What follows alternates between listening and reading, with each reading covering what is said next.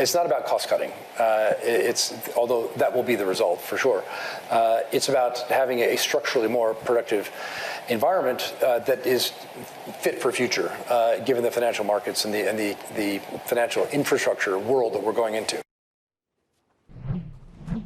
Bill Winters there. Tom Metcalf, our managing editor of EMEA Finance, joins us now.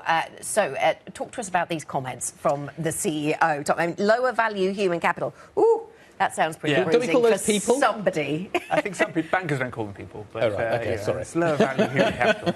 No, I do think those comments, he'll probably look back and think he could have maybe phrased them a bit better. I suspect that's probably going to be a lot of people's takeaway when they read the story is, wow, what a way of phrasing it.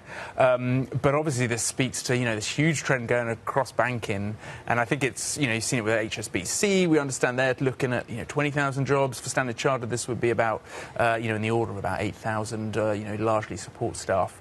But, that is the interesting thing. It's kind of really looking to replace a lot of these jobs that are done by humans, obviously with the technology of AI. OK, people have got an interesting future in this sector. Just in terms of kind of what we're seeing across the industry, how does this tally?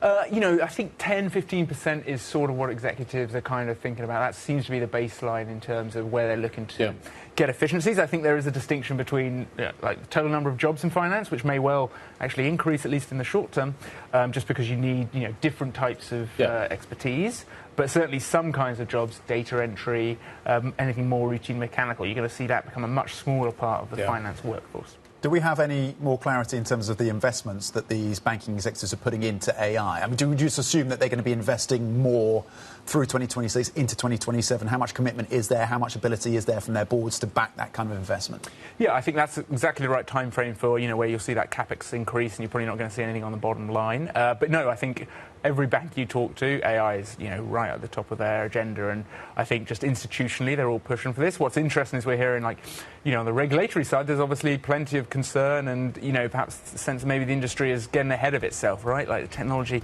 is it really there that they can, remove these jobs, remove that human element? And are we all paying the proper cost of AI when it comes to what is going on here?